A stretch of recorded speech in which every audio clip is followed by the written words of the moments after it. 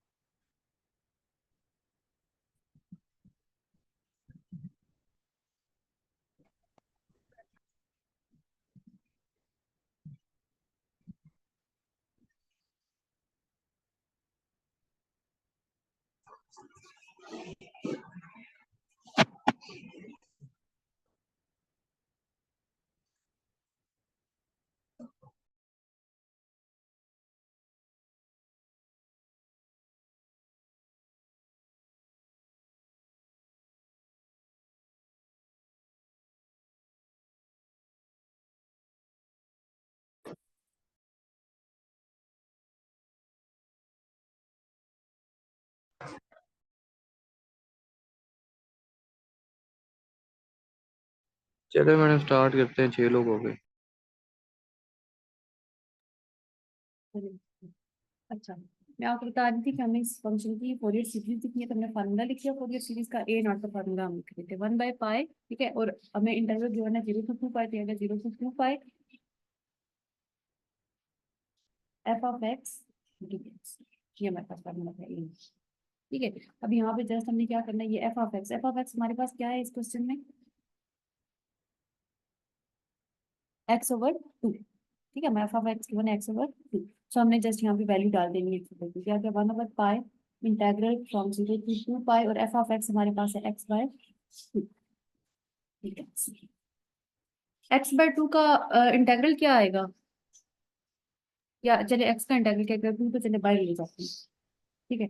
ये जो x/2 है इसमें से 2 को हम बाहर लेके बाहर, x² / 2 आ जाएगा। x²/2, ठीक है। तो हमारे पास ये आ जाएगा, नीचे लिख देती हूँ, हमारे पास आ जाएगा 1/2π x²/3, डेफिनेट इंटीग्रल है तो लिमिट ऑफ इंटीग्रेशन है 0 to 2π। और फंडामेंटल थ्योरम ऑफ कैलकुलस कहता है कि अपर लिमिट माइनस लोअर लिमिट, आपके पास डेफिनेट इंटीग्रल है, कंटीन्यूअस फंक्शन है, तो आपके आप लिमिट अप्लाई करते हो, अपर लिमिट माइनस लोअर लिमिट, ठीक है। ये हमारे पास आ जाएगा, ये 2 भी बाहर ले जाती है 2 बाहर चला, दैट इज 1/4π। अब एक्स स्केयर में पहले अपर लिमिट अप्लाई करनी है, यानी कि एक्स को रिप्लेस करना है किससे, 2π से, ये आ जाएगा 2π² माइनस, फिर 0 से करना है तो 0 स्केयर, सिंपल डेफिनेट इंटीग्रल में सॉल्व करें, अपर लिमिट माइनस लोअर लिमिट, ठीक है। ये हमारे पास आ गया 1/4π, और 2π² कितना हो गया, 4π² माइनस 0 to 0 आ गया। अब आप सिंप्लीफाई करें, 4 से कैंसिल हो जाएगा, पाई इधर एक पाई से कैंसिल हो जाएगा, तो सिंपली आपके पास ए नॉट की वैल्यू क्या आ गई, आपके पास ए नॉट कितना आ गया, पहला पाई। फोरियर कोफिशिएंट हमें मिल गया, that is a not is equal to pi, ठीक है।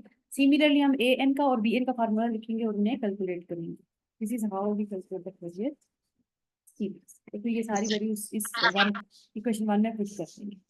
अब हम लिखते हैं ए एन का, कुछ कह रहे हैं, ए एन का आपके पास फार्मूला क्या बन जाएगा, a n is equal to 1/π integral, interval है फ्रॉम 0 to 2π, ठीक है। पहले मैंने -π to π के लिए लिखा था, अब हम लिख रहे हैं 0 to 2π के लिए, okay. 1/π 0 to 2π f(x) cos nx dx, ये फार्मूला होता है ए एन का। अब इसमें भी हमने क्या करना है, हमने f(x) जो हमें गिवन है वो हमने यहाँ पे डाल देना है, तो हमारे पास क्या आ जाएगा, 1/π इंटेग्रल 0 to 2π f(x) हमें गिवन है x/2 cos nx dx, सही हो गया। ये स्टेप्स तो समझ आ रहे हैं ना, सिंपल से स्टेप्स, हमने जस्ट f(x) की वैल्यू फॉर्मूले के अंदर डाली है, बाकी हमने इंटीग्रेट किया। जी जी। अब ये जो 2 है इसको मैं फिर से बाहर ले जाती हूँ, तो ये हो जाएगा 1/2π, ठीक है। ये जो x/2 था ना उसका 2 में बाहर लेके इंटीग्रेट से, बाकी ये बच गया x cos nx dx। ये कैसे इंटीग्रेट होगा, कौन सा रूल लगेगा, बाय पार्ट। बाय पार्ट्स, ठीक है। ये आपके पास इंटीग्रेशन बाय पार्ट्स आ गई, तो आपके पास जो x है वो फर्स्ट फंक्शन है, और जो cos nx dx है वो सेकंड फंक्शन, ठीक है। तो हमने फर्स्ट फंक्शन और सेकंड फंक्शन डिसाइड कर ली, ओके। तो हमारे पास ये आ जाएगा 1/2π, first function as it is आ जाता है, so first function as it is integral of the second function आते हैं। तो cos nx का इंटेग्रल क्या आएगा? cos nx का इंटेग्रल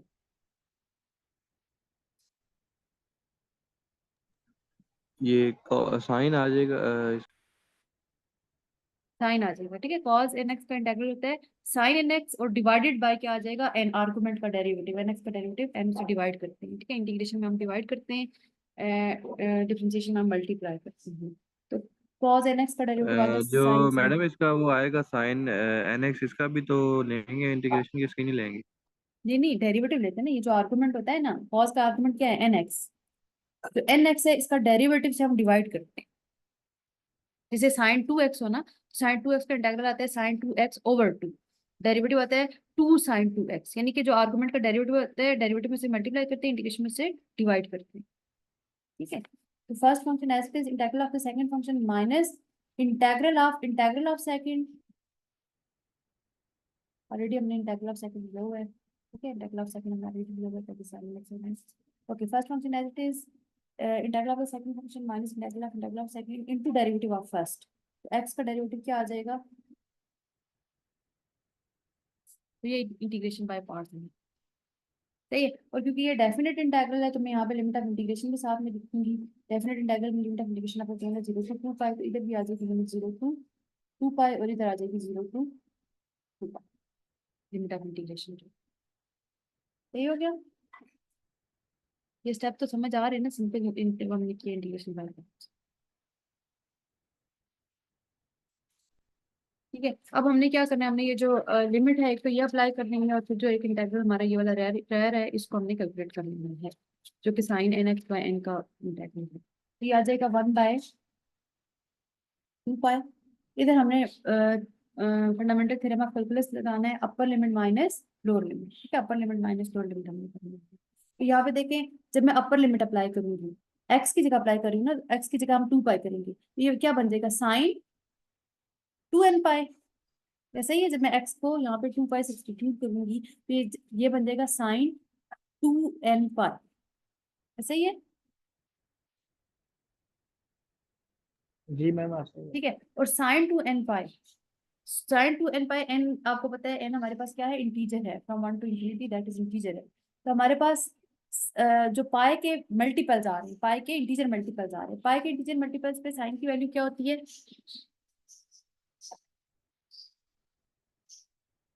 साइन 5, साइन 2 पाई, साइन 3 पाई, साइन 4 पाई, ये सारे क्या होते हैं? साइन 0, ये सारे क्या होते हैं?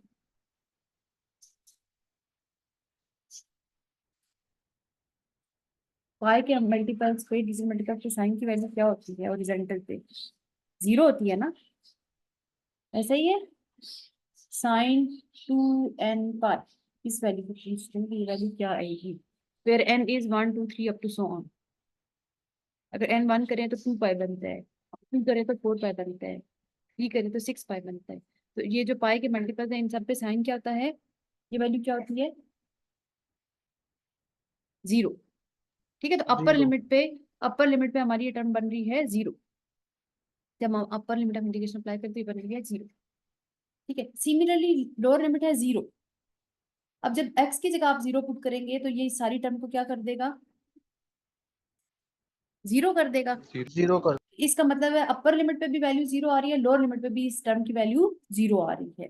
सो पहली टर्म आपकी वेनिश होगी। तो हमने ये डेफिनेट इंटीग्रल अप्लाई किया, लिमिट ऑफ इंटीग्रेशन अप्लाई की, तो आपके 2 पाई जब यहाँ पे आया, तो आपके ये साइन की वजह से ये वैल्यू 0 हो गई, और फिर 0 जब आया, तो एक्स क्योंकि यहाँ पे 0 हो जाता है, उसकी वजह से टर्म 0 हो गई। तो दोनों लिमिट्स पे आपकी जो फर्स्ट टर्म है वो वेनिश हो रही है, 0 हो रही है। तो फर्स्ट टर्म आपकी वेनिश होगी व्हेन हमने लिमिट ऑफ इंटीग्रेशन अप्लाई की। बाकी हमारे पास रह गया माइनस, और अब इंटेग्रल है, इंटेग्रल 0 टू 2 पाई, अब जरा क्लियरली लिख देती हूँ, sine n x divided by n d x, ठीक है। बाकी हमारे पास की, अब ये जो n है, ये क्योंकि कांस्टेंट है, हम x के रेस्पेक्ट से इंटीग्रेट करें, तो n कांस्टेंट है, तो ये जो 1/n है ना, इसको हम बाहर लिख देते हैं। ये -1/n में इसको बाहर लिख देते हैं, तो कि इधर से भी बाहर लिख देते हैं, -1/2 पाई n हो जाएगा, ठीक है। वो जो -1/n है, उसको मैंने इधर बाहर कर ली गई है, बाकी ये रहेगा -1/2 pi n। Sine n x का इंटीग्रल आपने लेना है। साइन एन एक्स का इंटीग्रल क्या है? What is the integral of sine n x?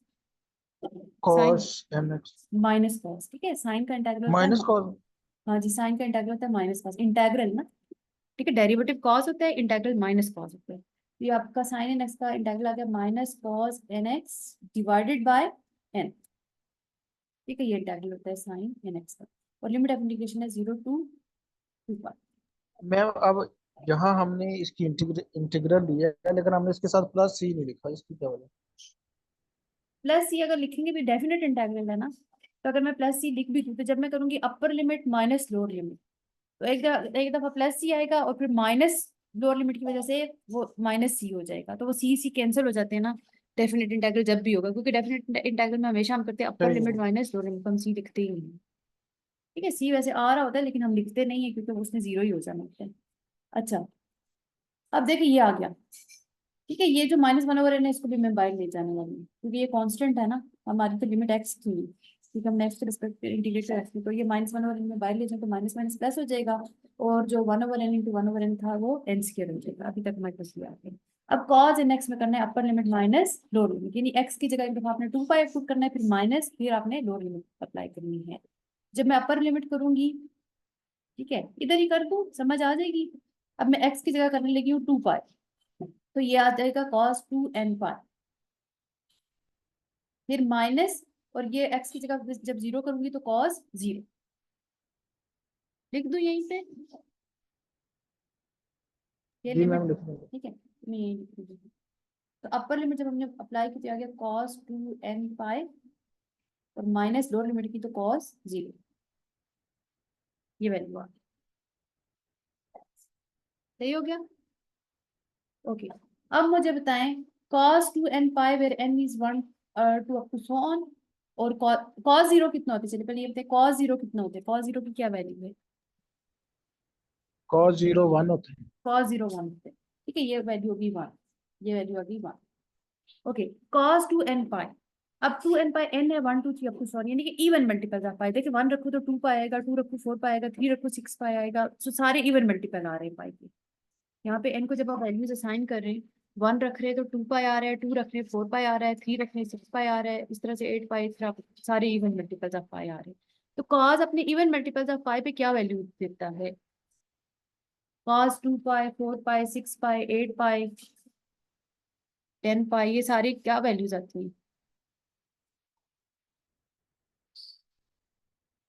1, cos 2 पाई 1 होता है, cos 4 पाई भी 1 होता है, cos 6 पाई भी 1 होता है, ठीक है। तो cos के जो है वो अपने इवन मल्टीपल ऑफ पाई पे जो है वो 1 वैल्यू देता है, तो cos 2n पाई की भी वैल्यू है 1, तो cos 2n पाई भी आ गई वैल्यू 1, माइनस cos 0 की वैल्यू भी आ गई 1, और 1 माइनस 1 कितना हो गया,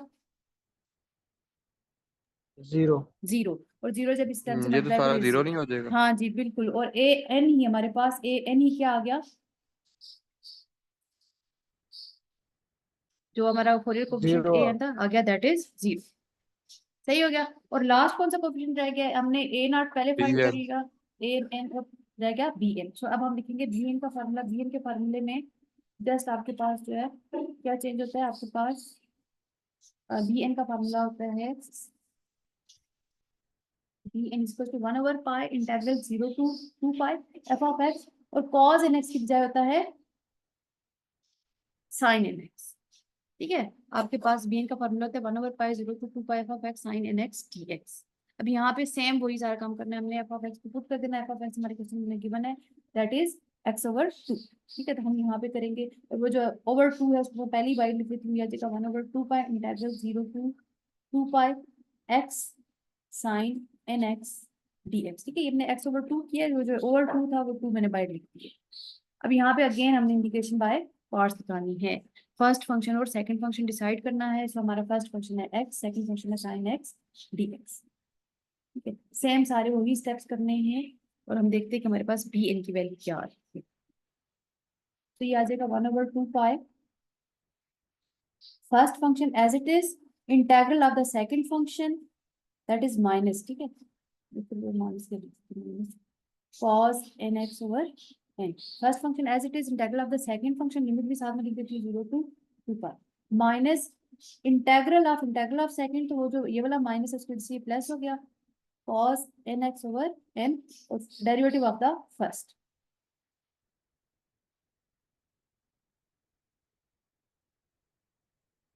जस्ट इंटीग्रेशन बाय पार्ट्स जैसे हमने पहले लगाया वैसे ही लगाया है। साइन एन एक्स का जो इंटेग्रल होता है वो minus cos n x over n होता है, ठीक है। तो ये हमारे पास सेम वो स्टेप है।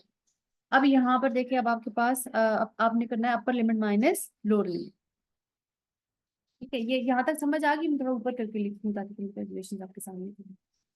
यहाँ तक जी समझ आ मैम, गई जिसकी बात बात करें। ये स्टेप ऊपर से लिख सकते हैं।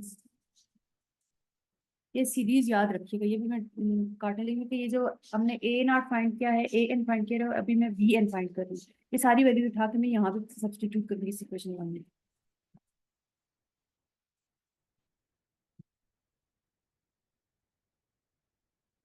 तो हमारे पास अभी तक बी एन जो है वो आ गया, b n is equal to हमारे पास आ गया है 1/2 pi into minus x cos n x over n 0 to 2 pi minus में कैपिटल से 2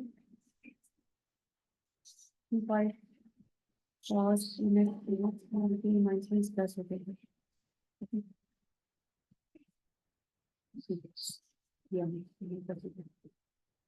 ओके, अब हमने करना है upper limit minus lower. Upper limit apply करते हैं, यानी कि हमने एक्स को रिप्लेस करना है किससे?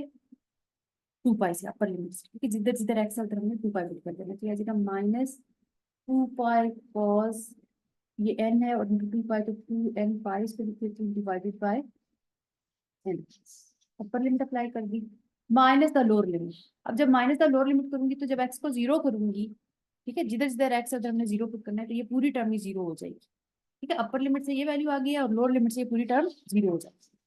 सही है, मैं लिख ही नहीं रही, -0 आना था, मैं नहीं लिख रही क्योंकि टर्म 0 होती है। प्लस ये 1/n बाहर ले जाती हूँ, तो ये आ जाएगा integral 0 to 2 pi cos nx dx। यहाँ तक स्टेप क्लियर है? जी क्लियर है मैम। ठीक है, जहाँ नहीं हुआ फिर आप मुझे बताएंगे तो मैं उसको एक्सप्लेन करूंगी, ठीक है। अच्छा जी, अब ये हमारे पास आ गया, थोड़ा सा इसको सिंप्लीफाइड फॉर्म में लिख देते हैं। 1/2 पाई cos 2n पाई, अभी मैंने आपको बताया था cos 2n पाई की क्या वैल्यू होती है? इवन मल्टीपल्स ऑफ पाई पे cos हमेशा क्या होता है? 1, ठीक है। 2 पाई 4 पाई 6 पाई 8 पाई 10 पाई जितने भी हैं, तो दैट इज 1। ये आ गया -2 पाई बाय n, सही हो गया। प्लस ये आ गया 1/n। cos nx का हमने क्या लेना है? इंटेग्रल। cos nx का इंटेग्रल क्या होता है? sin nx over n। Limit of integration आपके यहाँ पे 0 to 3 पास, सही हो गया। अब ये हमारे पास आ गया 1/2 pi into -2 pi by n plus 1/n square. अब इधर अपर लिमिट माइनस लोअर लिमिट करेंगे। अच्छा, अपर लिमिट माइनस लोअर लिमिट करने के आ जाएगा sin 2n पाई, ठीक है। 2x की जगह 2 पाई पुट की है, तो n 2 पाई लिख लीजिए, मैंने कहा 2n पाई, ठीक है। ओके, माइनस साइन, और जब 0 करेंगे x को तो that is sin 0। Upper limit minus lower limit, fundamental theorem of calculus से निकाल। अब यहाँ पे देखिए sin 0 की वैल्यू क्या होती है? 0। 0 और साइन इवन मल्टीपल्स ऑफ पाई पे या एनी मल्टीपल्स ऑफ पाई पे क्या होता है? 0। 0 पाई 4 पाई 6 पाई सब कुछ। तो ये पूरी की पूरी टर्म जो है वो 0 होगी, जो सेकंड टर्म है ये सारी की सारी 0 होगी, ठीक है। तो हमारे पास रहेगा 1/2 pi into -2 pi by n, ऐसे ही है। और अब ये 2 पाई, ये -1/n बचेगा। हाँ जी, तो ये आ गया आपके पास -1/n। इसका मतलब है बी एन की वैल्यू हमारे पास क्या आ गई? -1/n, सही हो गया। तो हमारे पास a not a n b n तीनों आ गए और यही हमने फाइंड करने थे। ये जो तीनों आए, ए नॉट ए एन और बी एन, इनको उठा के हम इक्वेशन नंबर 1 जो हमने सीरीज लिखी थी, फोरियर सीरीज, उसमें सब्स्टिट्यूट कर देंगे। तो यहाँ लिख देते हैं,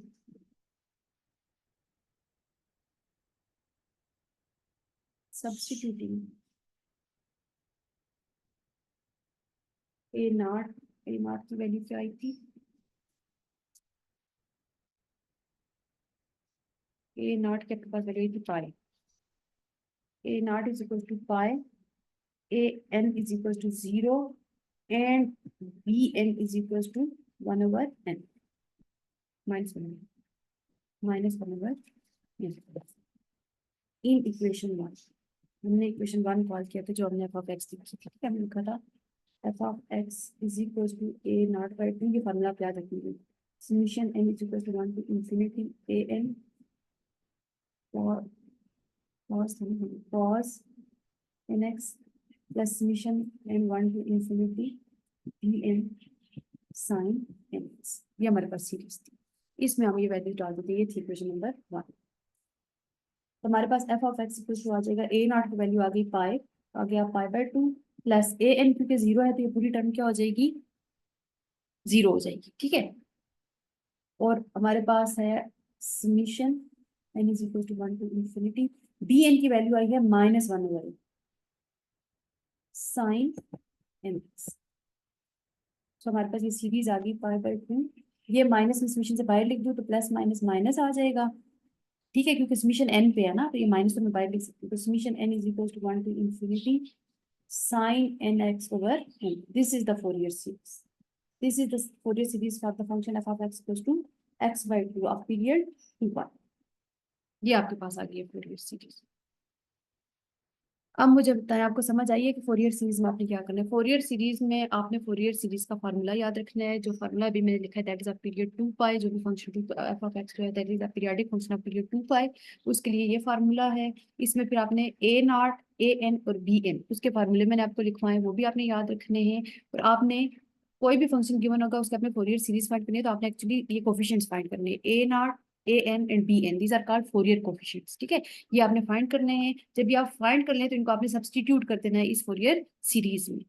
तो now we have this series that is the Fourier series for the function x by 2 of period 2 pi on the interval 0 to 2 pi. Madam वो जो तो आपने इवन आउट वाला करवाया है वो कहाँ यूज होगा? वो अभी आगे हम क्वेश्चन करेंगे ना, अभी इसमें से हम ये देख के करेंगे कि जो हमें फंक्शन गिवन है वो अब देखिए, ये फंक्शन x बाय 2 फंक्शन हमारा था यहाँ पे f of x is equal to x by, ऐसे ही है, ये फंक्शन था ना, ये ऑड फंक्शन है इवन फंक्शन है, ये फंक्शन ऑड है या इवन है, ऑड है ना, माइनस एक्स से रिप्लेस करें तो एक्स को माइनस एक्स से रिप्लेस करें, ऑड फंक्शन है। तो आपने देखा यहाँ पे ए एन की वैल्यू क्या आई थी,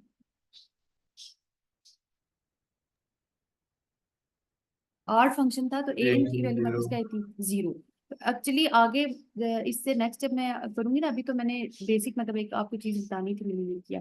आगे फिर जो है ना हम थोड़ा सा फार्मूला को मॉडिफाई करेंगे ऑड फंक्शन के लिए और इवन फंक्शन के, क्योंकि हमें वहां पे बड़ा क्लियरली पता चल जाएगा कि कब हमारा जो कौन सा कोफिशिएंट जो है वो हमारा 0 होगा और कौन सा नॉन 0 होगा। तो नॉन 0 होगा फिर हम जस्ट उसको कैलकुलेट करेंगे, ऑड इवन डिफाइन करने का ये मकसद है, ठीक है। अब तो पूरी कैलकुलेशन करके हमें पता चला ना कि ए एन इज इक्वल टू 0 होगा, पूरा हमने बाय पार्ट्स इंटीग्रेशन लगा के पूरा उसको सॉल्व करके फिर हमें पता लगा कि ए एन 0 होगा, ठीक है। जब हम आगे जो काम करने लगे उसमें जब मुझे पता होगा ना कि ऑड फंक्शन है इवन फंक्शन है, तो मैं फौरन से देख लूंगी कौन से कोएफिशिएंट 0 होंगे कौन से नॉन 0 होंगे, जो नॉन 0 होंगे हम उनको कैलकुलेट करेंगे, जस्ट ये फायदा होगा ऑड इवन का, ठीक है। और जो मैडम वो पीछे आपने करवाए फार्मूले टेन और कॉस वाले वो कहाँ यूज होंगे? वो यूज नहीं होंगे, वो आपको ये बताने के लिए थे कि पीरियोडिक फंक्शन होता क्या है ना। मैंने आपसे ये कहा कि फोरियर सीरीज क्या है कि किसी फंक्शन को, किसी पीरियोडिक फंक्शन को ब्रेक करती है साइन और कोसाइन की सीरीज में, sum of sine and cosine, infinite series बनती है साइन एंड कोसाइन की। जैसे अभी देखें आपके पास अभी जो आंसर आया है f of x equal to आया pi by 2 minus summation n equal to 1 to infinity क्या था sine n x over n। अगर मैं इसको थोड़ा सा ओपन करके लिखती हूँ क्या, पाई बाय 2 माइनस, अब इधर n को 1 वैल्यू असाइन करते हैं ना, तो ये आपके पास देखिए क्या आ जाएगा, n को 1 करें तो ये आ जाएगा साइन एक्स, ठीक है, फिर n को 2 करें तो आ जाएगा साइन 2x ओवर 2, 3 करें plus sine 3x over 3 plus up to 4। अब आप देखिए ये सारी साइंस की सीरीज बनती है, इनफाइनाइट सीरीज बनती है किसकी, साइंस की, ठीक है। इसी तरह ये जो सीरीज होती है ना पूरी सीरीज साइंस और कोसाइंस के सम में ही आती है हमेशा। तो वो मैंने आपको ये बताया था कि ठीक पीरियोडिक है। फंक्शन क्या होता है, ठीक है, पीरियड हम किसको कहते हैं, पीरियोडिक फंक्शन क्या होता है, और हम पीरियड फाइंड कैसे करते हैं। आगे फोरियर सीरीज में तो आपको फंक्शन गिवन है और उसका पीरियड भी आपको पता है, आपसे कहा गया कि सीरीज लिखे और फोरियर कोफिशिएंट्स फाइंड करें, ठीक है। क्वेश्चन तो इस तरह से है। तो अभी सी बात एक बेसिक कॉन्सेप्ट तो होना चाहिए ना, पहले यही ना पता हो कि पीरियड होता क्या है, और हम सारा डिस्कस करेंगे पीरियोडिक फंक्शन अच्छा जी, अब नेक्स्ट एग्जांपल है आपके पास, लेट, या आप मेरे साथ साथ सॉल्व करिएगा ना, फिर मुझे बताइएगा कि क्या है, आप बताएंगे, मतलब लिखूंगी। Be a function of period 2 पाई, मैं इस पीरियड को भी जनरलाइज कर दूंगी आपको, अभी तो मैंने 2 पाई लिखा है ना, फाइनली क्या लिखा है। ओके, सच दैट फंक्शन आपको गिवन है f of x, piecewise function है, it is 1 on the interval minus pi to 0 and it is 0 on the interval 0 to pi। पूरा कंप्लीट इंटरवल कितना बना, ये माइनस पाई से 0 लिया है, 0 से पाई, टोटल इंटरवल कितना बना,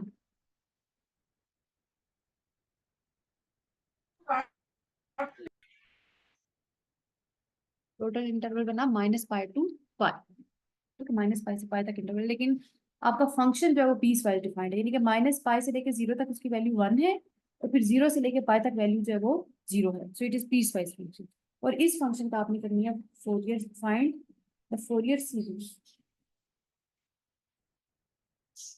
अगर मैं यहाँ पे इंटरवल ना भी लिखूँ तो भी आपको पता होना चाहिए कि कितना है।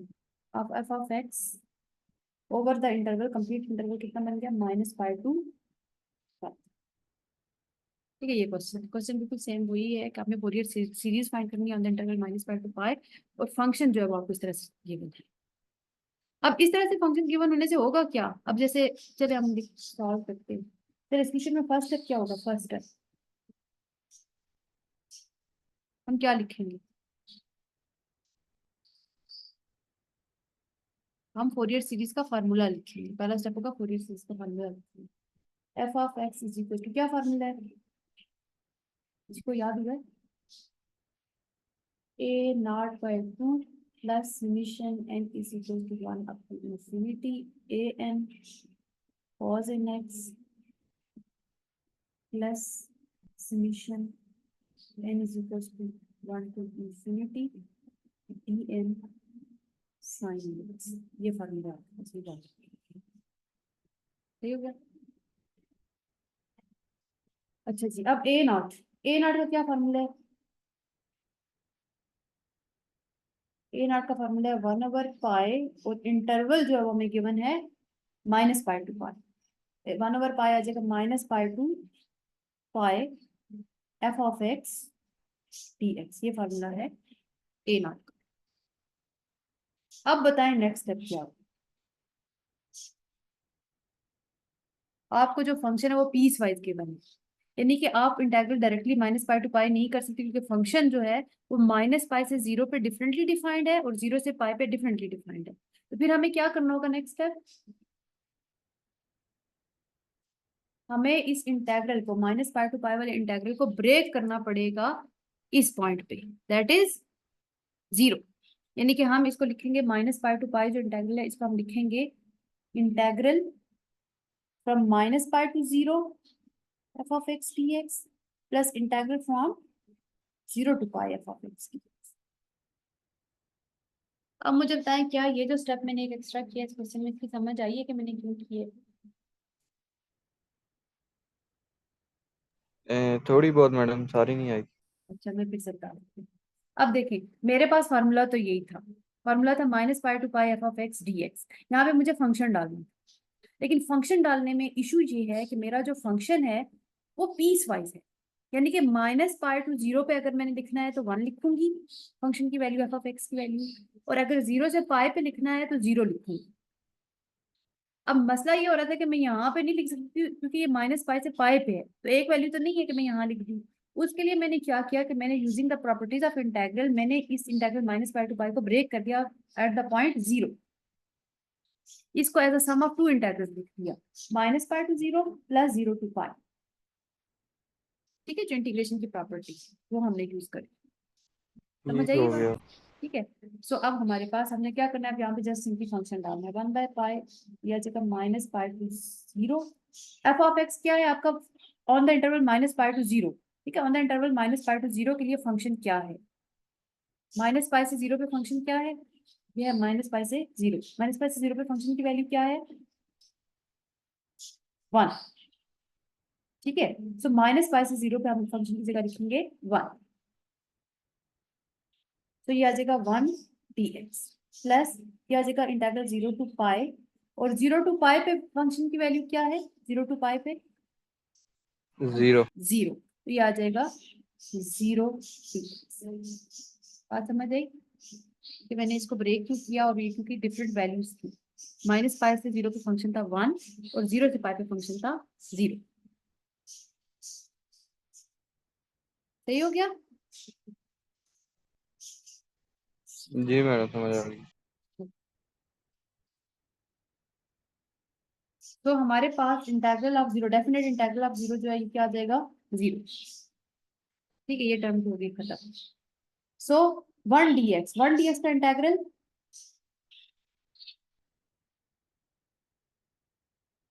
x आ जाएगा, और लिमिट ऑफ इंटीग्रेशन है आपके पास minus pi to 0।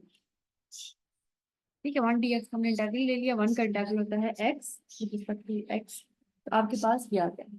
So upper limit minus lower limit करेंगे, 1/पाई अपर लिमिट करेंगे तो 0 आएगा, माइनस और लोअर लिमिट करेंगे, अपर लिमिट माइनस लोअर लिमिट, तो एक ये फॉर्मूले वाला माइनस और एक लोअर लिमिट जो है वो उसका माइनस, तो ये आ जाएगा माइनस माइनस प्लस पाई। ठीक है, माइनस माइनस हो गया प्लस, तो ये आ गया पाई।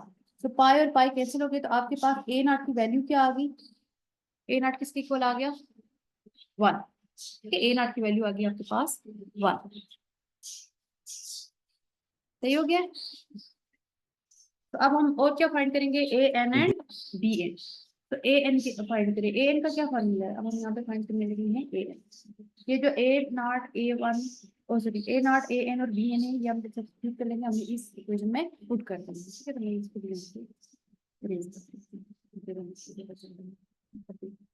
अब हमारे पास हमने ए नॉट फाइंड कर लिया, ए एन फाइंड कर लिया। ए एन का क्या फॉर्मूला था, 1/पाई integral from minus pi to pi, integral हमें माइनस पाई टू पाई दिया हुआ है, f of x cos n x dx, ये फार्मूला है आपके पास ए एन का।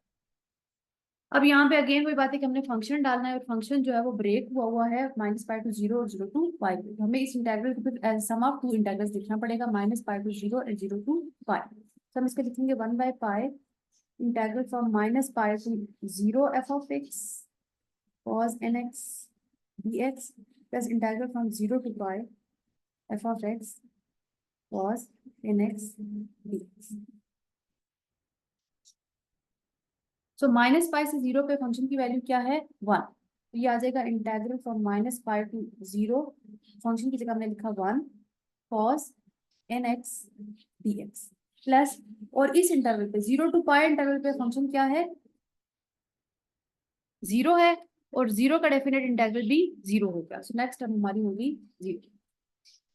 तो अब हमारे पास ये आ गया 1/पाई, अब इंटीग्रेट करें 1 इंटू कॉस एन एक्स जो है that's cos n x, cos n x का इंटीग्रल, कॉस एन एक्स का इंटीग्रल होता है sine n x by n, तो डेफिनेट इंटीग्रल की लिमिट है माइनस पाई टू 0। तो upper limit minus lower limit के एन बाय लिख देती हूँ 1/n पाई। ठीक है, साइन एन एक्स में अपर लिमिट अप्लाई करें तो आ जाएगा साइन 0 माइनस, और लोअर लिमिट करें तो साइन माइनस एन पाई। सही हो गया, अपर limit minus the lower limit, और साइन एन पाई भी 0 होता है और साइन 0 भी 0 होता है, तो ये टर्म भी क्या होंगी 0। तो हमारे पास ए एन की वैल्यू क्या आ गई, ए एन इज इक्वल टू 0। सो हमने सेकंड कोफिशिएंट भी फाइंड कर लिया, वो आ गया मेरे पास 0। समझ आइए? जी मैडम समझ आ गई। ओके, अब यहाँ पर इसी तरह से हम फाइंड करेंगे बी एन। मैम आपकी आवाज नहीं आ रही। मैडम गूगल और चेक कर सकते हैं। मेरी आवाज नहीं आ रही है? नहीं मैम आ रही थी, थोड़ा शोर आना शुरू हो गया शायद इस वजह से। वो असल में ज्वाइन किया है किसी ने, तो सीख ने ज्वाइन किया, उन्होंने अपना माइक ऑफ किया है।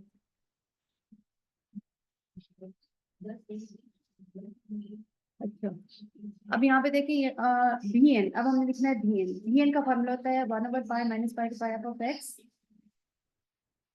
साइन एन एक्स, इसके फॉर्मूला। अब सेम वही बात है कि हमारे पास ये पीस वाइज फंक्शन है, तो हम इसको ब्रेक करेंगे इंटीग्रल को minus pi to 0 f of x sine n x d x plus integral from 0 to pi f of x sine n x d x. सही हो गया। अब आपके पास on the interval 0 to pi पे आपका फंक्शन 0 है, तो ये पूरी टर्म क्या हो जाएगी 0, ये डेफिनेट मिल जाती है। ठीक है, अब इधर हम करते थे, आ जाएगा 1/पाई इंटरवल माइनस पाई टू 0, और माइनस पाई से 0 पे फंक्शन, माइनस पाई से 0 पे फंक्शन 1 है, ये आ जाएगा साइन nx dx। ठीक है, एफ ऑफ एक्स जो 1 है, तो आपके पास ये आ जाएगा साइन nx dx। ये आ गया 1/पाई, साइन का इंटरवल क्या आ जाएगा minus cos nx divided by n, और लिमिट ऑफ इंटीग्रेशन है आपके पास माइनस पाई टू 0। सही हो गया, साइन nx का इंटरवल लिया minus cos nx over n, और लिमिट ऑफ इंटीग्रेशन है minus pi to 0। Upper limit minus lower limit करेंगे, ये -1/n ना पहली बार ली थी, जो -1/n है ना पहली बार ली थी, -1/n। अच्छा, अपर लिमिट माइनस लोअर लिमिट करते हैं, -1/n पाई आ गया, cos n0 तो that is cos 0 minus cos minus pi put करना है इसकी जगह, तो ये जगह -n पाई। सही हो गया, सो आपके पास आ गया -1/n पाई। cos 0 कितना होता है, cos 0 होता है 1 1 माइनस cos माइनस थीटा किसके इक्वल होता है, cos minus theta is equal to cos theta, ऐसे ही cos minus theta is equal to cos theta, तो ये आ जाएगा cos n pi, cos of minus n pi is equal to cos n pi, ये cos minus theta होता है cos theta. Okay, और cos n पाई की value कितनी होती है, cos n पाई अब ऑड मल्टीपल्स आ रहे हैं, देखिए n जो है वो 1 2 3 अप टू सो ऑन है, अब ऑड मल्टीपल्स ऑफ पाई आ रहे हैं, cos अपने ऑड मल्टीपल्स ऑफ पाई पे क्या वैल्यू देता है, cos पाई, cos 3 पाई, cos 5 पाई, cos 7 पाई, cos 9 पाई, ये सारी क्या वैल्यूज होती हैं, 0 0 नहीं पाई पे कब 0 देता है, पाई के मल्टीपल्स पे cos, ये हॉरिजॉन्टल ही आती है ना, हॉरिजॉन्टल ही आती है, सॉरी 1 आएगा ना। ये ऐसे होता है, इधर वैल्यूज पूछिए, cos अपने ऑड मल्टीपल पे क्या वैल्यू देगा, ये एक्सिस की लेफ्ट हैंड -1 साइड है, -1, ठीक है, ये लेफ्ट हैंड साइड है, इधर नेगेटिव एक्सिस है, ठीक है, -1, याद रखिए cos n पाई इज -1, ये आपके पास आ गया -1/n पाई 1 माइनस -1, cos n पाई होता है -1। ओके, ये माइनस माइनस क्या हो जाएंगे प्लस, तो 1 + 1 कितना आ जाएगा 2, ठीक है, यहाँ डायरेक्टली लिख 2 लो, ये आ जाएगा -2/n पाई, मजा आ रही है, आ गया माइनस, अच्छा नहीं ठीक है, यहाँ पे पाई n को वैल्यूज दे रहे हैं, अच्छा यहाँ पे 2 पाई भी तो आ रहा है ना, यहाँ पे cos n पाई की, अच्छा यहाँ तक हो गया, ये स्टेप समझ आ गई, मैं cos n पाई को अलग से लिख के बताने लगी हूँ कि वैल्यूज क्या आती है, ठीक है, मतलब आपने नोट कर लिया, मैं इसको थोड़ा सा रिवीज कर देती हूँ, cos n pi, cos n pi, cos n पाई और n है 1 2 3 अप टू 7, यानी कि ये आ जाएगा cos, अगर इनको वैल्यू पुट करूँ पाई, cos 2 पाई, cos 3 पाई, तो किस तरह से होगी, अब देखिए ये आ गया 0 पाई 2 पाई 3 पाई 4 पाई 5 पाई, इस तरह से बन जाएगा। अब देखिए cos 2 पाई पे वैल्यू क्या आएगी 1, cos 4 पाई पे 1, इनकी इवन मल्टीपल्स ऑफ पाई पे वैल्यू आएगी 1, cos n पाई की वैल्यू इवन मल्टीपल्स पे आती है 1, और ऑड मल्टीपल्स पे आती है -1, ऐसे ही है, जी। ठीक है, तो मैं इसलिए इसको लिख सकती हूँ कि cos जो n पाई है, मैं तो इसको लिखूँ, तो cos n पाई या तो होती है वैल्यू -1 या फिर होती है 1, -1 कब होगी जब n इवन होगा, और -1 कब होगी जब ऑड n होगा ना मैडम, ऑड, -1 ऑड नहीं होगा। नहीं ना, ये देखिए पॉजिटिव एक्स एक्सिस